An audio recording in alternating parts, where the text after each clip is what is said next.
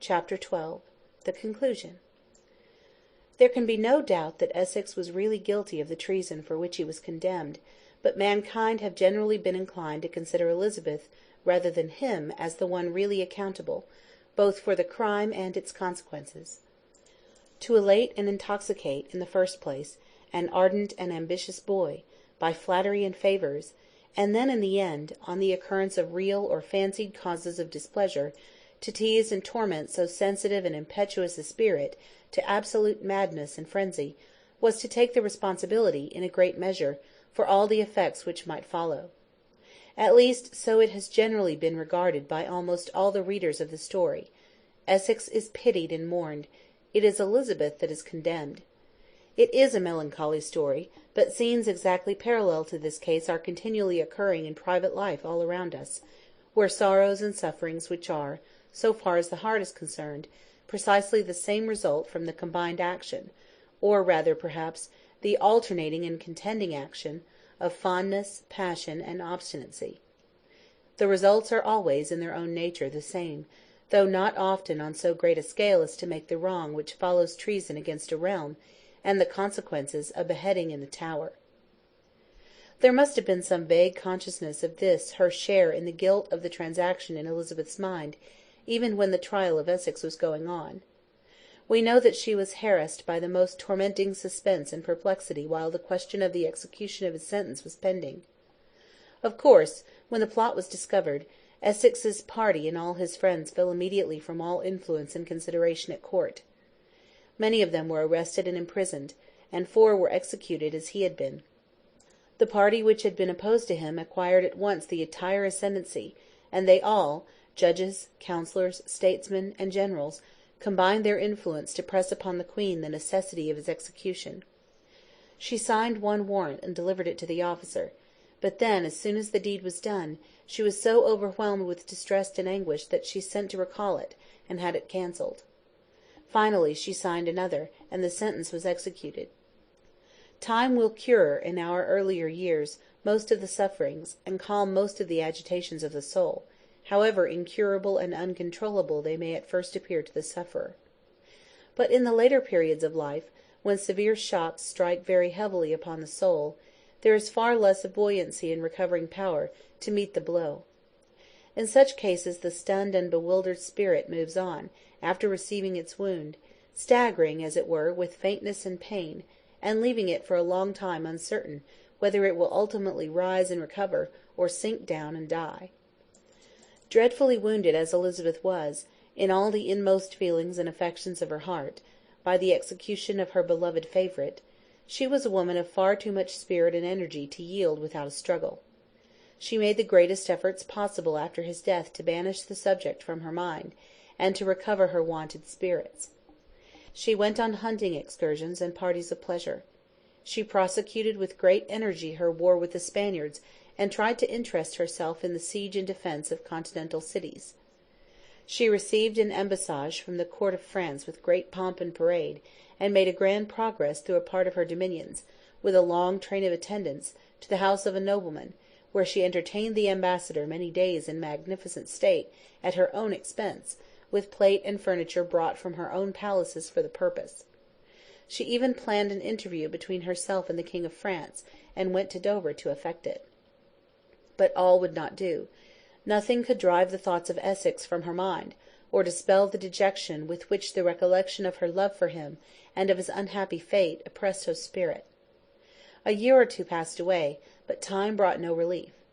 Sometimes she was fretful and peevish, and sometimes hopelessly dejected and sad. She told the French ambassador one day that she was weary of her life, and when she attempted to speak of Essex as the cause of her grief, she sighed bitterly and burst into tears.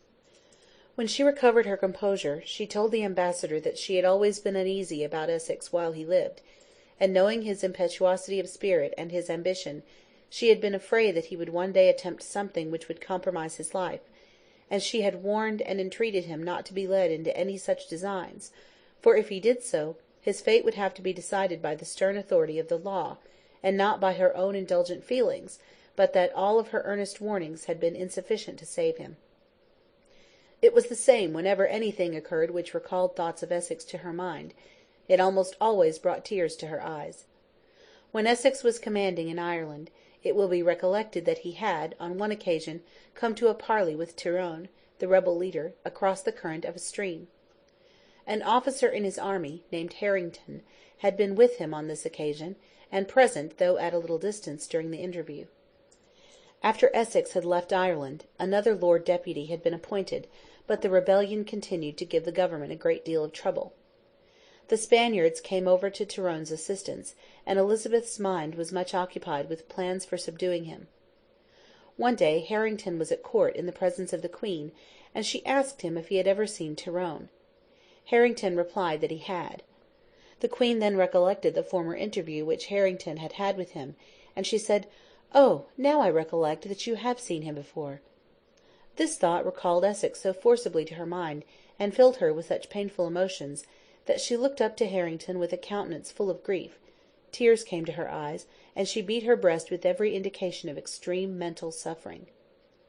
Things went on this way until toward the close of 1602, when an incident occurred which seemed to strike down at once and for ever what little strength and spirit the Queen had remaining. The Countess of Nottingham, a celebrated lady of the court, was dangerously sick, and had sent for the Queen to come and see her, saying that she had a communication to make to Her Majesty herself, personally, which she was very anxious to make to her before she died. The Queen went accordingly to see her. When she arrived at the bedside, the Countess showed her a ring. Elizabeth immediately recognized it as a ring which she had given to Essex, and which she had promised to consider a special pledge of her protection, and which was to be sent to her by him whenever he found himself in any extremity of danger and distress. The Queen eagerly demanded where it had come from. The Countess replied that Essex had sent the ring to her during his imprisonment in the Tower, and after his condemnation, with an earnest request that she would deliver it to the Queen as a token of her promise of protection, and of his own supplication for mercy. The Countess added that she had intended to deliver the ring according to Essex's request, but her husband, who was the unhappy prisoner's enemy, forbade her to do it, that ever since the execution of Essex she had been greatly distressed at the consequences of her having withheld the ring, and that now, as she was about to leave the world herself, she felt that she could not die in peace without first seeing the Queen, and acknowledging fully what she had done, and imploring her forgiveness. The Queen was thrown into a state of extreme indignation and displeasure by this statement. She reproached the dying Countess in the bitterest terms, and shook her as she lay helpless in her bed, saying, "God may forgive you if he pleases, but I never will." She then went away in a rage. Her exasperation, however, against the Countess was soon succeeded by bursts of inconsolable grief at the recollection of the hopeless and irretrievable loss of the object of her affection, whose image the ring called back so forcibly to her mind. Her imagination wandered in wretchedness and despair to the gloomy dungeon in the Tower where Essex had been confined, and painted him pining there, day after day, in dreadful suspense and anxiety, waiting for her to redeem the solemn pledge by which she had bound herself in giving him the ring. All the sorrow which she had felt at his untimely and cruel fate was awakened afresh, and became more poignant than ever. She made them place cushions for her upon the floor, in the most inner and secluded of her apartments, and there she would lie all the day long, her hair dishevelled, her dress neglected, her food refused, and her mind a prey to almost uninterrupted anguish and grief. In January, 1603, she felt that she was drawing toward her end, and she decided to remove from Westminster to Richmond, because there was there an arrangement of closets communicating with her chamber, in which she could easily and conveniently attend divine services. She felt that she had now done with the world, and all the relief and comfort which she could find at all from the pleasure of her distress in that sense of protection and safety which she experienced when in the presence of God and listening to the exercises of devotion. It was a cold and stormy day in January when she went to Richmond, but being restless and ill at ease, she would not be deterred by that circumstance from making the journey. She became worse after this removal. She made them put cushions again for her upon the floor, and she would lie upon them all day, refusing to go to her bed. There was a communication from her chamber to closets connected with the chapel, where she had been accustomed to sit and hear divine service. These closets were of the form of small galleries, where the Queen and her immediate attendants could sit. There was one open and public, another, a smaller one, was private, with curtains which could be drawn before it, so as to screen those within from the notice of the congregation. The Queen intended first to go into the great closet, but feeling too weak for this, she changed her mind, and ordered the private one to be prepared. At last she decided not to attempt to make even this effort, but ordered the cushions to be put down upon the floor near the entrance in her own room, and she lay there while the prayers were read, listening to the voice of the clergyman as it came in to her through the open door. One day she asked them to take off the wedding ring with which she had commemorated her espousal to her kingdom and her people on the day of her coronation. The flesh had swollen around it so that it could not be removed. The attendants procured an instrument and cut it in two, and so relieved the finger from the pressure. The work was done in silence and solemnity. The Queen herself, as well as the attendants, regarded it as a symbol that the union, of which the ring had been the pledge, was about to be sundered forever.